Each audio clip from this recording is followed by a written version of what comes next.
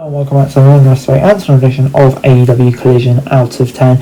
And yeah, lots happening on this week's episode of Collision.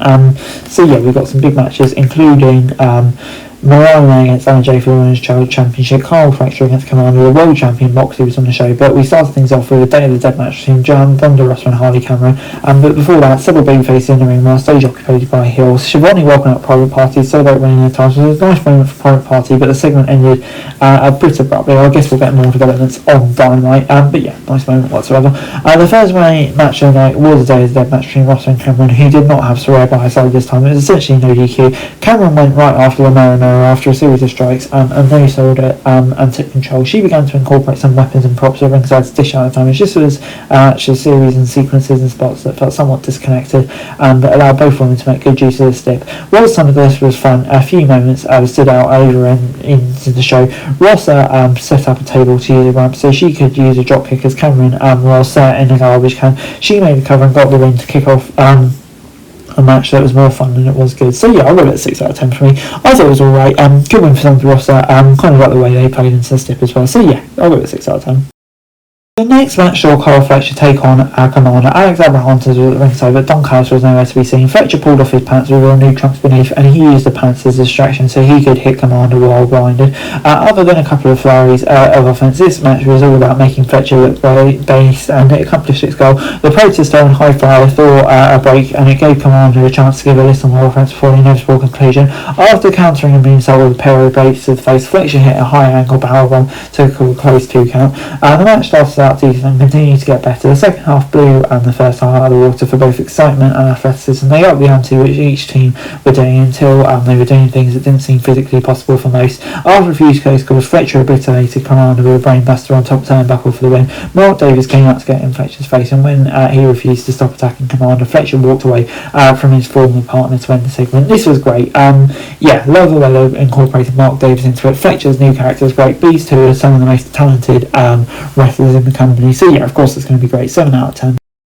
Two local talents had the unfortunate task of taking on Brian Cage and Larch Archer in a tag match. As expected, the powerhouses won the these to continue building momentum as a duo. The Undisputed Kingdom chased them off with chairs, and then they kept going after their fallen opponents. Yeah, as you expected. Before Mox came out to give a promo from the crowd with Rudy Eater and Shafir, and Action and Jesse came out to the ring looking for a fight, but he was attacked by Pac. Yeah, that was a bad idea, mate. Ref showed up but turned into an impromptu match. Park dominated through a commercial break and into the next segment. Axel and Jesse were in to build up ahead of steam, but all they did was delay the inevitable. Shafir interrupted while used to distract the ref, giving Pat the opening to pick up the win. Orange Cassidy came out and addressed Mox in his crowd. He said Mox is just using Utah and wants to prove it. Yeah, this is all kind of building up to that. It's like the way it's going. It's going to be really intriguing when we eventually get to the match. But yeah, I thought this was pretty decent stuff. Leo Rush was looking to regain some lost momentum, so he was aggressive right out of the gate in the next match against Aria Davari. Top flight in the Premier Athletes. Watch from ringside as Rouge controlled most of the action while Davari were getting occasional bits of offense. Rouge scored the win with a frog splash to win the short but definitive victory. Good win for Rouge, and yeah, obviously building him back up since he's kind of been reintroduced to the AEW audience.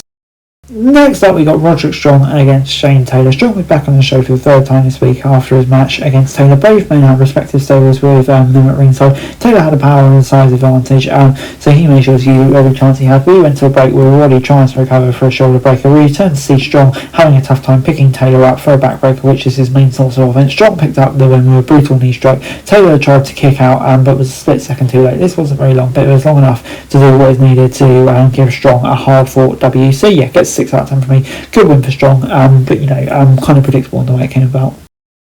The women's world title was on the line in the main event as Mariah May took on Anna Jay. Before the match, a quick video played to hype Marina Shawakawa's return to AEW, but May backed her challenger into the corner and slapped her, so Jay responded in kind. The Brahma began to assert her dominance as the show cut to a break. The match played out as expected. The former member of the Dark Order made a good challenger for May as she continues to establish her reign, but the outcome was predictable. Even if some people had still a level of hope, nobody expected Jay to leave with the title, so when May eventually won, it was exactly what we all expected. So yeah, I was just give it a 6 out of 10. This week's episode of Collision felt more spontaneous than most AEW shows, felt with a few matches not being announced before it, but yeah, there's kind of only one real notable thing about it. I thought it was the excellent match between Commander and Carl Fletcher that sold the show. Both women's matches sold known, and of course we got small developing Cassidy and Moxley feud, but that kind of seems like it's really more Dynamite focused. That's it for this video. Thanks very much for watching. Remember to like, share, subscribe, follow us on our socials, link in the description below for daily wrestling news, meme and content. Subscribe to our other channels on screen right now, that'd be greatly appreciated. Thanks very much for watching. Peace out.